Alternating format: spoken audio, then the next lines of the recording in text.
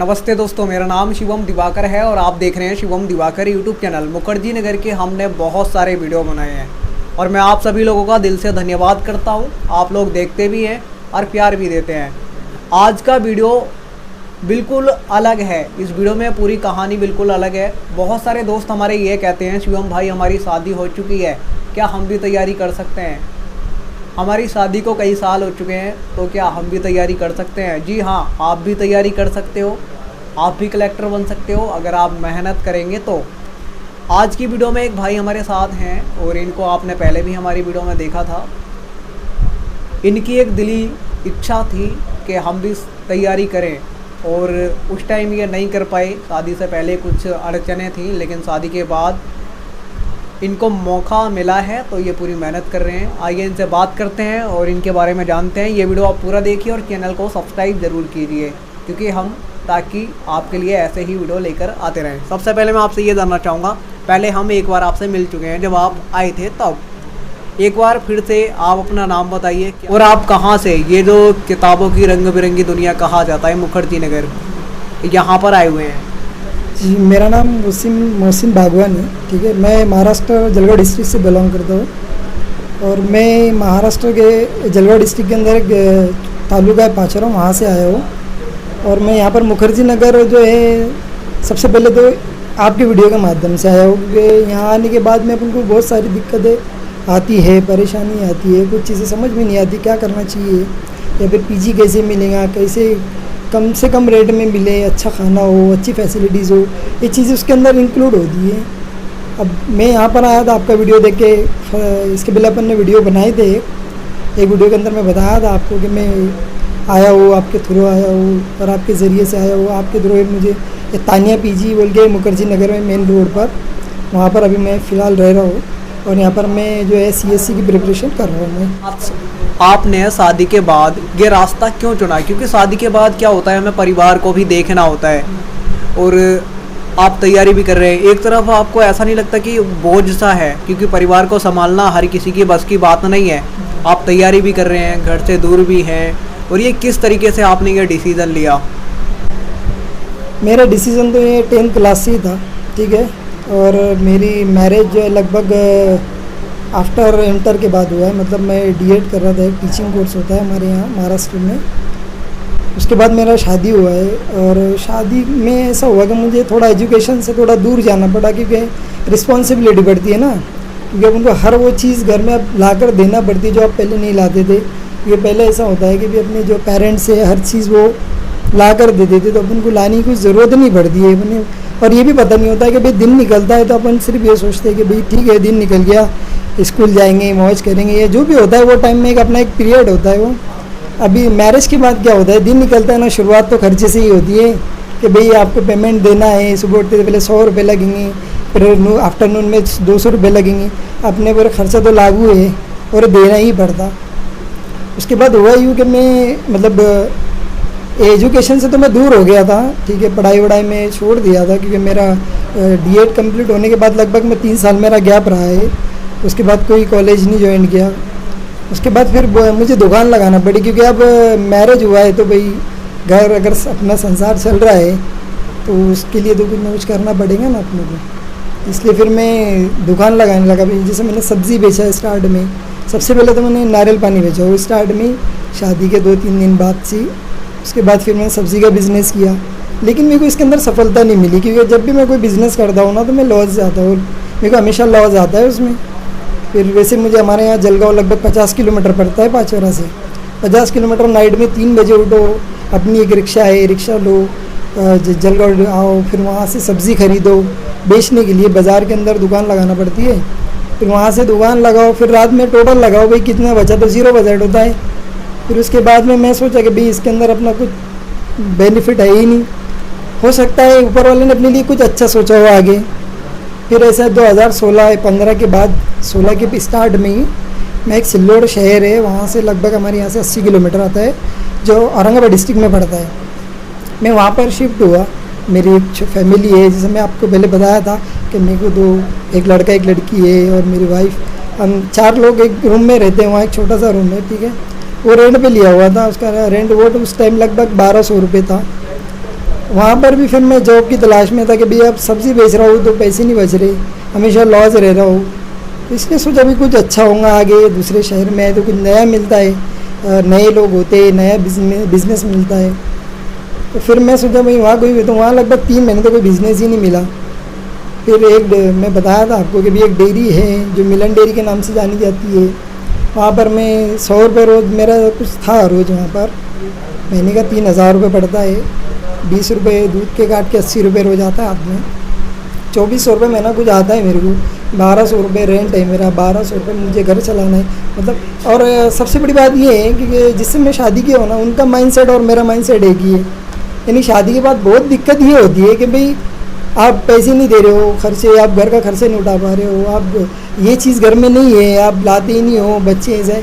ये चीज़ें तो मैंने मेरी वाइफ से कभी एक्सपेक्ट नहीं किया, उन्होंने कभी ये चीज़ मुझे बताई ही नहीं। और अगर नहीं है कोई चीज़ घर में तो उन्होंने उस चीज़ का मेरे को एहसास भी नहीं होने दिया कि भाई ये चीज़ घर में नहीं है, क्योंकि उन्हें पता था कि मैं 80 रुपये रोज़ से काम कर रहा हूँ, लगभग 2400 रुपये महीना आ रहा है, 1200 रुपये रेंट का जा रहा है, 1200 रुपये मंथली अपन को चलाना है, क्योंकि मेरे को एक लड़का एक लड़की है, वो भी खर्चे भी उनका उसी के अंदर मैनेज है। ड्राइविंग की जॉब देखो कि मैं ड्राइव भी कर लेता हूँ अच्छी। फिर एक ड्राइव की जॉब मिली थी, वो नाइट की थी, बहुत टाइम भी उसमें जाने वाला था, और वो शहर मेरे लिए नया था तो मैं नाइट की ड्यूटी कर नहीं सकता। बाद में सोचा कि भी डेयरी पे ही लग जाते। वो हमारे दोस्त एक आशा भाई बोलकर, वो बेचारे अच्छे हैं, उन्होंने बहुत कोऑपरेट किया मेरे को उस टाइम में। यानी वो टाइम में मेरे को बहुत सख्त ज़रूरत थी कि कोई ऐसा एक बंदा मिले जो मुझे सब कोऑपरेट करे कि भाई ठीक है, कोई टेंशन मत लो, आपको अब तक जॉब नहीं मिलती है तो आप मेरी डेयरी में, जबकि उनकी डेयरी में ज़रूरत नहीं थी बंदे की कि भाई यहाँ में कोई बंदा चाहिए जो यहाँ पर काम करे या दूध सर्व करे। दूध की डेयरी थी ना। फिर भी वो मुझे लगी कि नहीं ठीक है, मतलब आप यहाँ रहो। तो मैं बोला भाई मैं रहता हूँ, तो बोले मैं आपको जो भी पे करना है कर दूँगा, ठीक है। तो 100 रुपये था उनका। उसके बाद से फिर एक हमारे रिलेटिव है, एजाज भाई नाम है उनका, वो मिले कि मैं पहले मैं उनसे, मतलब हमारी वाइफ के मामा लगते हो, उनसे हम बोले थे कि भाई कोई जॉब हो, अब देखो अगर जॉब हो तो आप बताइए। 4 महीना हो गया जॉब पे नहीं है, थोड़ी फाइनेंशियल कंडीशन थोड़ी बहुत ज़्यादा वीक है। ठीक है, वो आए मेरे पास में एक मरतबा, बोला भाई एक जॉब है आपके पास में, आप करोगे क्या? तो मैं बोला ठीक है करेंगे, कोई दिक्कत नहीं है। अब वो मुझे तो करना था, क्योंकि मुझे कुछ भी करना था। कुछ भी से मतलब ये नहीं कि मैं 2 नंबर के धंधे भी करूँ, ये नहीं था। मतलब मेरे को एक अच्छी जॉब करना था जिसमें मेरी मेहनत लगे और उसका मुझे फल मिले, ठीक है। फिर मैं एक बेकरी में लगा, एक बेकरी वहाँ पर मॉडर्न बेकरी मिल के है, बहुत अच्छी बेकरी है, काफ़ी पुरानी है, ठीक है। वहाँ पर मैं गया तो पहले जब मैं बैठा उनके पास तो भैया बोले आप कभी पहले सेलिंग की हो, मार्केटिंग की हो कभी? मैंने तो रियल बोल दिया कि भाई मैंने कभी मार्केटिंग नहीं किया हो। क्यों? जब मैंने नहीं किया तो नहीं किया, आपको नहीं बोल रहा हूँ। हाँ, अगर मैं झूठ बोलता रहा जॉब पाता तो उसमें मज़ा नहीं था, वो बात नहीं रहती थी। तो ठीक है, फिर हमारे एजाज भाई को बोलने लगे कि भाई आप कौन सा बंदा लाए हो, एक्सपीरियंस होल्डर लाओ जो मार्केटिंग कर सके। फिर एजाज भाई ने बोले नहीं, बोले आप, वो उनके भाई लगते, नहीं बोले भैया वो करेंगे। फिर एजाज भाई मुझे साथ में लेके गए, मैं बताता हूँ, बोले आपको मार्केटिंग कैसी करते। ठीक है कोई दिक्कत नहीं। मैं एक रोज़ उनके साथ गया मार्केटिंग करने, वो बताए भाई इस तरीके से मार्केटिंग करते। उन्होंने कुछ ऑर्डर भी निकाले थे, मतलब एक टोस्ट होता है हमारे इधर, उसके बारे में अगर कभी अपना वीडियो हो तो मैं आपको बताऊंगा, मेरे पास फ़ोटो वगैरह भी उसके। तो फिर वो मेरे को ऐसा लेकर गए कि भाई आप चलो मैं बता देता आपको मार्केट कैसा करते हैं रूरल एरिया में। तो फिर मैं वैसा गया, भैया को बोला ठीक है मैं कर सकता हूँ। तो भैया बोला ठीक है आप कर सकते हो, तो आप कमीशन पे आ जाओ। कमीशन लगभग 10% होता है, यानी 1000 को 100 रुपये होता है, तो 10,000 को 1000 रुपये लगभग होता है। उस वक्त मैं ऑर्डर निकाला तो मेरी कुछ 9,500 रुपये ऐसा कुछ ऑर्डर निकली थी, तो लगभग मेरा 950 रुपये तो वही होगा, ठीक है। उसमें मेरे को फिर जो डीजल का खर्चा है 300 साढ़े 300 रुपये देना थे, वो देखिए 600 रुपये मुझे बचे उस टाइम। तो मैं सोचा यार अब तक मैं 80 रुपये की जॉब कर रहा था, थोड़ा सब्र किया उस चीज़ पर, यही सोचता रहा हर वक्त कि नहीं यार वो ऊपर वाले ने मेरे लिए कुछ आगे अच्छा सोचा होगा। क्योंकि देखो अगर कोई चीज़ अपन कोई चीज़ से अगर सक्सेस नहीं होते हो ना, तो ये नहीं सोचना चाहिए अरे यार मेरा तो वही नहीं है, अब मैं क्या करूँ। नहीं, वो ऊपर वाले के ऊपर डिपेंड करता है, उसके लिए लग भी तो लगता है ना भाई। और जो चीज़ ऊपर वाले ने तुम्हारे वक्त पर लिखा है वो वक्त पर ही मिलेंगी, ठीक है।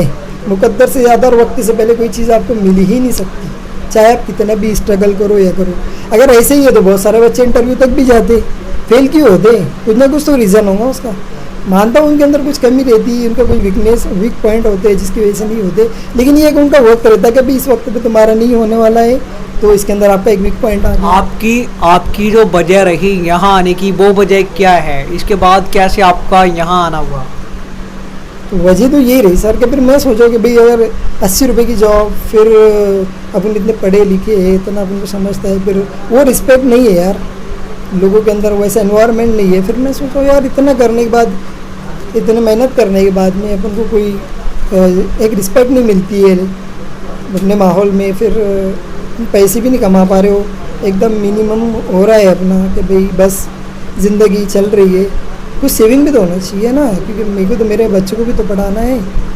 फिर सोचा, पहले तो मैं सोच रखा था 10th क्लास में कि मुझे यूपीएससी करना है, मीन्स सीएससी के एग्ज़ाम देना है, लेकिन पता नहीं था वो कैसे देंगे, उसके लिए तो फिर पे करना पड़ेगा, क्योंकि थोड़ा बहुत सपोर्ट नहीं है मुझे घर से, तो थोड़ा बहुत बैकअप रहे तो आदमी जल्दी आ जाता ना। मैं ग्रेजुएशन कंप्लीट करने के बाद नहीं आता, पहले ही आ जाता। अब मैं ग्रेजुएशन कंप्लीट किया क्योंकि मैं 5 साल, लगभग 5.5 साल सिल्लोड़ में रहा हूँ। ग्रेजुएशन आपने कहाँ से कंप्लीट की है? ग्रेजुएशन मेरा सिल्लोड़ से हुआ है, मराठवाड़ा यूनिवर्सिटी से, और वो जो राज्य मंत्री अब्दुल सत्तार से, तो उनके कॉलेज से हुआ है। और वहाँ पर फिर रहने के बाद मैं सोचा कि अब मुझे ग्रेजुएशन करना है और मुझे अब सीएससी की प्रिपरेशन करना है, यूपी सीएससी के एग्ज़ाम देना है। फिर हमारी वाइफ जो है उनका भी बहुत सारा इसके अंदर योगदान है, सबसे ज़्यादा तो मैं बोलूँगा उन्हीं का ही है, क्योंकि वो अगर सपोर्ट नहीं करते, एक मेंटली उन्होंने मुझे सपोर्ट किया कि नहीं भाई आपको करना ही, देखो आप जॉब के लिए भटक रहे हो, यहाँ जा रहे हो वहाँ जा रहे हो, आपको जॉब ही नहीं मिल पा रही, तो फ़ायदा क्या है, आप इतना पढ़े हो तो कुछ ना कुछ तो फ़ायदा होना चाहिए। हाँ, एक फ़ायदा ये होता है कि भाई जो घर के बच्चे हैं आप उनको अच्छे से पढ़ा सकते, उनको एक अच्छी तालीम दे सकते, एक डिसिप्लिन उनके अंदर क्रिएट कर सकते, ये चीज़ होता है। लेकिन लाइफ में यही सब कुछ नहीं है ना, क्योंकि अपन घर के खर्चे पूरा करने के लिए डिसिप्लिन नहीं चलेगा ना, कुछ ना कुछ तो चाहिए ना। तो बताए कि भाई देखो आप इतना करो फिर भी कुछ नहीं है, तो आप वही करो जो आपका मकसद था। फिर यहाँ पे इसको करने के लिए हमें बहुत सारा पैसा चाहिए होता है। आपने कई सारी जॉब करी है, सब्जी का काम भी किया है, बेकरी में भी काम किया है, डेयरी पे भी काम किया है, मतलब जो भी काम शुरुआत में मिला आपने छोड़ा नहीं किया है, क्योंकि आपको ज़रूरत थी। लेकिन पैसे आपके पास फिर यूपीएससी की तैयारी करने के लिए कहाँ से आई? कितनी साल आपने लगभग काम किया? लगभग मुझे 5.5 साल सिल्लोड़ में ही काम करना पड़ा, क्योंकि इस दौरान ही मेरे पास कुछ पैसा जो है अरेंज हो पाया है, ठीक है।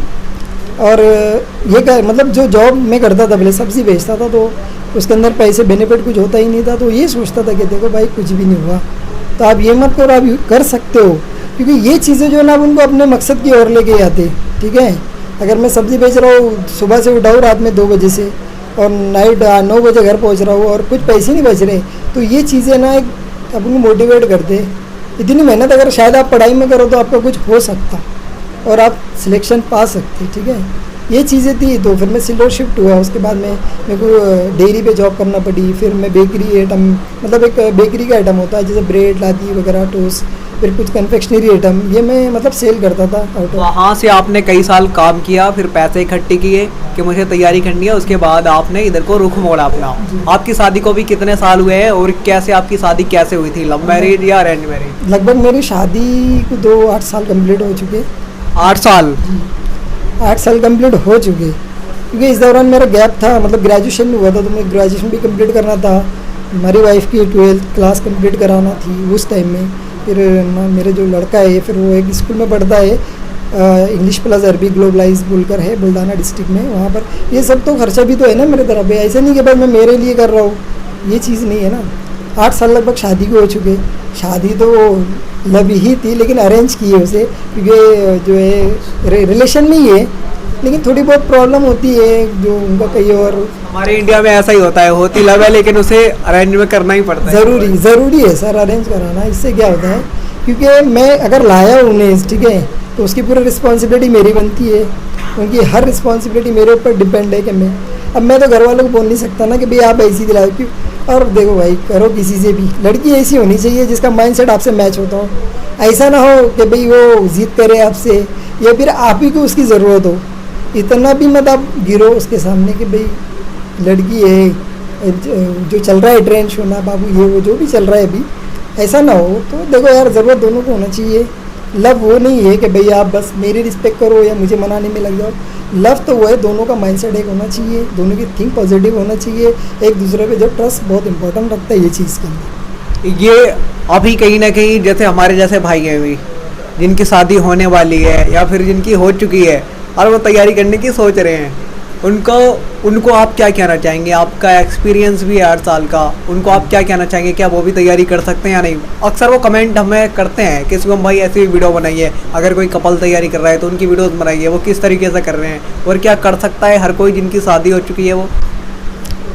देखो ऐसा है कि कर तो कोई भी सकता है, क्योंकि ये इम्पॉसिबल है नहीं, थोड़ा मुश्किल है, पढ़ाई तो करना पड़ती है, क्योंकि जब आपका अगर मैरिज होता है, आपके बच्चे भी होते हैं, अपनी फैमिली होती है, अपनी वाइफ होती है, ये चीज़ को छोड़कर आना थोड़ा हार्ड है, डिफ़िकल्ट है, बहुत नहीं होता है। लेकिन देखो अगर आपके इरादे पक्के हो और आप ये सोचते हो कि नहीं मुझे करना है, हाँ इसमें सपोर्ट आपकी वाइफ का भी होना चाहिए। नहीं तो आप बोल रहे हो बस मैरिज कर लिए, लव था आपको, कर लिए, ले आगे बंदी हो घर पे, और आप बोल रहे हो मैं जा रहा हूँ, अरे यार वो इसीलिए थोड़ी ना आई, वो इतना मतलब उसके फ्रेंड, उसका इतना अच्छा माहौल, उसके पेरेंट्स वगैरह छोड़ कर आई है तो इसलिए आई कि आपके घर पर रहे, ऐसा नहीं है। उसका भी उसके अंदर राय होनी चाहिए, उसके तरफ से भी एक मोटिवेट होना कि भैया आप जाओ, आप कर सकते, आप बिल्कुल जाओ, हमारी तरफ से आपको कोई दिक्कत भी नहीं। ये चीज़ें अपनी जो मिसेस के ऊपर डिपेंड करती है, ठीक है।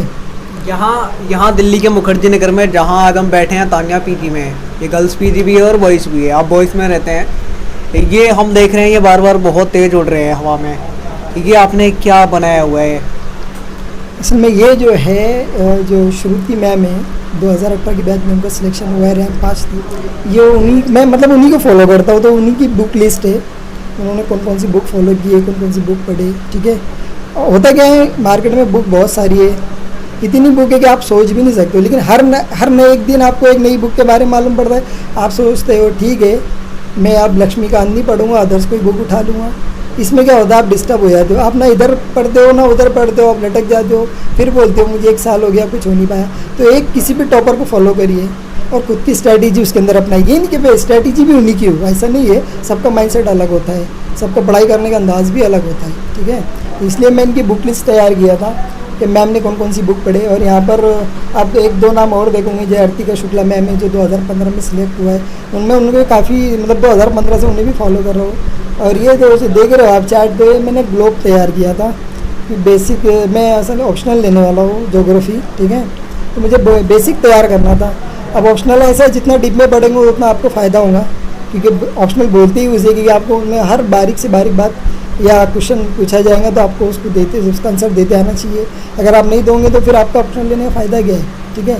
तो ये ग्लोब बनाया था मैं, और ये मेरा एक प्लान था, ठीक है, ये 1 ईयर प्लान है, लेकिन मैं इंग्लिश मीडियम से कर रहा हूँ अभी। अच्छा आप इंग्लिश मीडियम के हैं? इंग्लिश मैं हूँ तो उर्दू मीडियम से हूँ, ठीक है। मेरा ग्रेजुएशन से लेकर तो 10th इंटर और D.Ed मेरा उर्दू से हुआ है, जो ग्रेजुएशन है मेरा वो मराठी से हुआ है। यहाँ आके आप ये जो NCERT यहाँ देख पा रहे हो इंग्लिश मीडियम की पढ़ रहे हैं और ये NCERT है, इसमें से अभी आपने कौन कौन से NCERT पढ़े? अभी ऐसा हुआ है कि मैंने सबसे पहले मेरे को तो अभी लगभग 15 या 17 दिन हुआ है, और मैंने अभी NCERT सिर्फ रीड की है 6 to 12 तक, ज्योग्राफी की, ओनली ज्योग्राफी सिर्फ रीड की है। और अब मेरा कल से स्टार्ट हुआ है कि मैं अब रीड करने के साथ साथ वो कंटेंट समझूं, क्योंकि ये लैंग्वेज मेरे लिए नवी तो नहीं है, लेकिन हम लोग वो बैकग्राउंड से नहीं है ना, हमारा एनवायरनमेंट भी इंग्लिश नहीं है, तो मुझे थोड़ी दिक्कत होती है इंग्लिश समझने में। फिर मेरे को हर एक मतलब इसके अंदर जो है ना, देख इधर भी दिखा देता आपको, इसके अंदर ऐसा है कि मेरे को हर एक वर्ड्स की मीनिंग निकालना है, ठीक है, हर वर्ड्स की मीनिंग निकालना है ताकि मेरे को अच्छे से उसको अंडरस्टैंड हो सके। ये देखो हर वर्ड्स के एक लाइन में मेरे को हर वर्ड्स की मीनिंग, ये हम अभी दिखाएंगे। उससे पहले हम बात करते हैं कि यहाँ पे दिल्ली के मुखर्जी नगर में आप सेल्फ स्टडी करने के लिए आए हैं या फिर आप कोचिंग ज्वाइन करने के लिए आए हैं? कोचिंग तो मैं ज्वाइन नहीं कर सकता क्योंकि मैं उतना पे नहीं करूँगा, ठीक है, सेल्फ कर रहा हूँ अभी फ़िलहाल, और वैसे भी कोचिंग तो ओपन हुई नहीं, अगर ऑनलाइन ही मिल रहा है सब तो आप तो रूम पे ही करना है ना। देखेंगे इन फ्यूचर अगर ज़रूरत पड़ी तो करना पड़े तो कर लेंगे। हाँ ये तो है कि भाई टेस्ट वगैरह तो लगाना पड़ते, ठीक है, मॉक टेस्ट हुआ है, आंसर राइटिंग हुई है, चीज़ तो करनी पड़ती है। लेकिन ऑनलाइन ही करना था तो हम घर रह के भी कर सकते थे। हाँ ये क्वेश्चन तो बहुत अच्छा है, ये सबसे बड़ा क्वेश्चन भी अपने आप में कि भाई अगर आपको सेल्फ स्टडी करना है तो आप रूम पर भी कर सकते हो, तो ऐसा नहीं होता है। अपने गांव में बहुत सारा डिस्टर्बेंस होता है, फ्रेंड सर्कल है, पेरेंट्स है, घर की कुछ ज़रूरत की चीज़ें रहती वो है, और उतना टाइम नहीं दे पाते अपन, क्यों वहाँ अपना एक शेड्यूल बना हुआ रहता है भाई, डे में 9 बजे उठो, 10 बजे तक टी पियो, 2 घंटा घूमो, घर पे आओ 12 बजे खाना वाना खाओ, फिर क्या है टीवी भी देखना है देखो, नहीं तो फिर जा पापा को छोड़ना है दुकान पर से तो दुकान पे चले जाओ, 5 बजे तक वहाँ रहो, 7 बजे दुकान बंद करो, घर आओ, एक शेड्यूल होता है। तो आप पढ़ाई कब करोगे फिर? यहाँ आने के बाद बच्चा क्या होता है, यहाँ आता है रूम में रहता है ना, उसके आजू बाजू पूरा पढ़ाई का माहौल रहता है चीज़। अब आप देख रहे होंगे जैसे मेरे आजू बाजू मैप है, कुछ इंडिया का कॉन्स्टिट्यूशन है, और कुछ मोटिवेशनल के लिए मैं एक बोर्ड लगाया हुआ IAS का, ठीक है, बुक्स है। तो अपन जब भी सोते हैं यहाँ, अगर बेड पे भी सोता हूँ ना, तो ये सोचता हूँ यार इतना सोने से क्या फ़ायदा है, 6 घंटा बहुत हो गया, इतने एक्स्ट्रा वक्त अपन पढ़ाई में देते। तो ये चीज़ होती है। इसका ये मतलब नहीं कि भाई आप आ रहे हो रूम में रह रहे हो तो भाई पढ़ाई नहीं, अगर बच्चा अगर नहीं कर रहा है पढ़ाई तो महीना 2 महीने से समझ में आता है, ठीक है नहीं। लेकिन जब अगर अदर्स कोई बच्चे को देखता है कि भाई वो बच्चा बहुत सारी पढ़ाई कर रहा है, एक बंदा है यहाँ जो 18 घंटे पढ़ाई करता है, हमारे यहाँ 18 घंटे 15 घंटे लगभग कुछ है, तो उसको देख के मैं भी सोचता हूँ यार बंदा 18 घंटे पढ़ता तो मैं 10 तो घंटे पढ़ ही सकता हूँ आराम से। यहाँ पे आपने कुछ नोट्स भी बनाते हैं क्या, या फिर अभी आप रीडिंग कर रहे हैं? देखो नोट्स तो बनाते हैं, लेकिन मेरा नोट बनाने का तरीका अलग है। मैंने एकदम शॉर्ट नोट एकदम ही शॉर्ट बनाया है, ताकि सिर्फ मैं समझूँ, उसको कोई और ना समझे। कुछ सिम्बॉल्स होते हैं उसमें, बस इसके जरिए से मैं उसको डील कर पाता हूँ।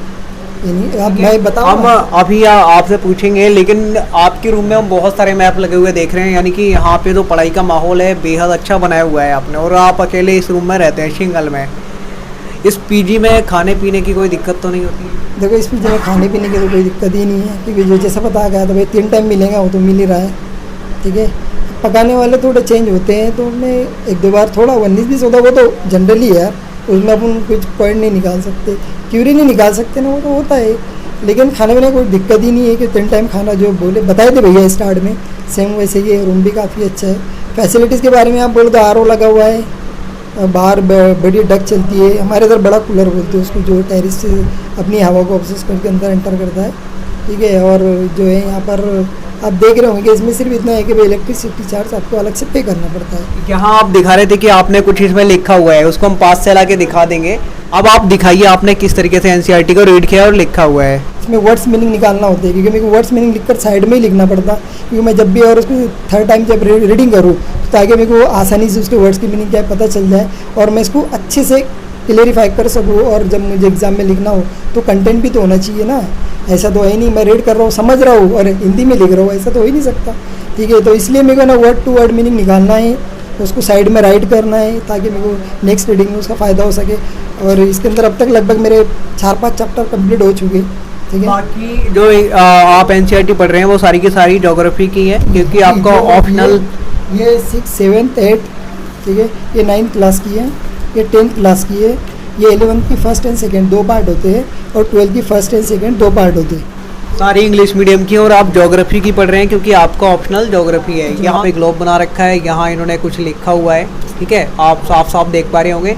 यहाँ पे भी इन्होंने लिखा है UPSC 1 ईयर प्लान, इनका पूरा 1 साल का प्लान है, ठीक है, IAS बनने का। और देखो दोस्तों यहाँ पे जो खूबसूरत मोर का पंख भी, इस मोर के पंख की क्या वजह है यहाँ लगाने की? एक्चुअली सर ऐसा है कि वो मोर का पंख किसी और का है, जो बंदा पहले यहाँ रह रहा था उसी ने लगाया, लेकिन मैंने उसको रहने दिया, काफ़ी अच्छा दिखता है इसलिए मैंने उसको यहीं रखा। वो ठीक है रहने दो, काफ़ी अच्छा दिख रहा है, उससे अट्रैक्ट होता है ना आदमी, तो इसलिए उसमें कोई ये नहीं है, वो किसी और का था, मैंने उसको वैसे ही रहने दिया। तो दोस्तों यहाँ पे आप देखेंगे इन्होंने एक मैप लगाया हुआ है, उसके उधर इन्होंने सत्यमेव जयते IAS वो है, इनका शीशा है, और बिजली का मीटर है जिसका बिल अलग से पे करना पड़ता है। और दोस्तों ये सिंगल रूम है। नीचे आप देखेंगे तो एक बेड है, क्योंकि ये सिंगल रूम है, शेयरिंग रूम नहीं है तानिया पीजी में। और सामने आप देखेंगे तो आपको 2 मैप लगे हुए दिखाई दे रहे होंगे, साफ सुथरे और काफ़ी अच्छे। क्योंकि दोस्तों जब हम खड़े होते हैं ना रूम में और हम इधर उधर जाते हैं या खड़े होते हैं तो हमारी नज़र इन पर अक्सर पड़ती है। एक मैप पूरा इधर लगा हुआ है, और यहाँ इनके हैं कपड़े, क्योंकि आप लोगों का बहुत ज़्यादा कमेंट आता है शिवम भाई सिंगल रूम दिखाइए कैसा होता है, हमें देखना है, इसलिए मैं वीडियो बना रहा हूँ, क्योंकि बहुत सारे लोग देखना चाहते हैं।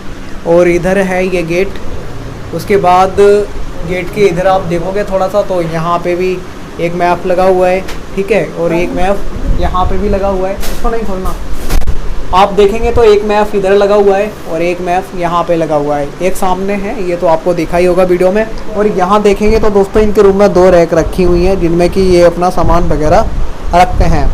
दोस्तों ये जो कहानी थी काफ़ी अच्छी थी, क्योंकि 8 साल बाद तैयारी करने के लिए अगर कोई भी व्यक्ति आता है तो इसका मतलब साफ है कि उसके अंदर जज्बा है, जुनून है, हिम्मत है। वो व्यक्ति साहस रखता है कुछ करने का, कुछ कर गुजरने का, क्योंकि हर किसी के बस की बात नहीं है कि शादी के बाद वो तैयारी करे और उससे पहले जी तोड़ मेहनत करे, शादी के बाद जी तोड़ मेहनत करे और पैसे इकट्ठे करे पढ़ाई के लिए, उसके बाद दिल्ली जैसे शहर में आए तैयारी करने के लिए। तो इस वीडियो को आप ज़्यादा से ज़्यादा शेयर कीजिए, ये आपकी जिम्मेदारी है।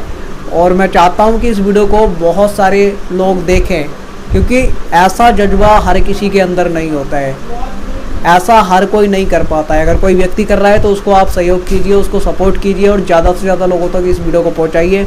और हाँ, अगर आपको ऐसा लगता है कि हम कुछ पूछना भूल गए हैं तो आप कमेंट कीजिए, आपके विचार सादर आमंत्रित हैं।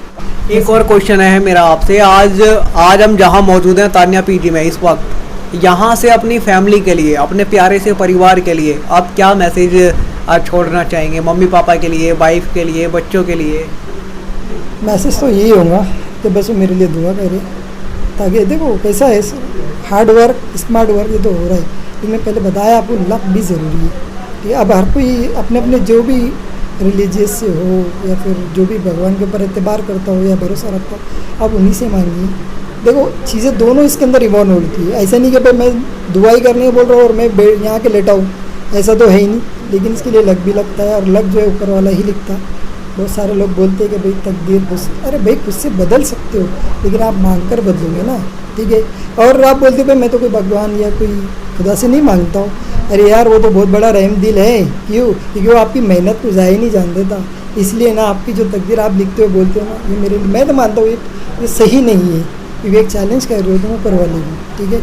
वो इतना रहम दिल है कि अपनी हार्डवर्क, अपनी मेहनत, आपकी लगन को देखकर वो खुद एक इमोशनल हो जाते हैं। और आपकी जो भी जैसे भाई आपका जो भी सपना है कि भाई आप IAS बन रहे हो, जो भी IPS वगैरह बन रहे हो, तो वो आपको उसके अंदर सेलेक्ट दिला देते हैं। लेकिन आपकी थिंक ये होती है कि भाई नहीं, तकदीर तो आप खुद लिख सकते हैं, खुद कर सकते हैं, ये चीज़ें नहीं होना चाहिए। मैं तो यही बोलूँगा, इससे अलावा कुछ नहीं। और रही बात घर वालों की, भाई घर वालों की इतना ही बोलूँगा भाई मेरे लिए दुआ करो, ठीक है।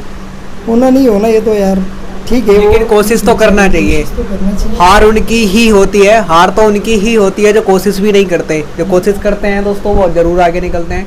आज की वीडियो में इतना ही। जय हिंद, वंदे मातरम।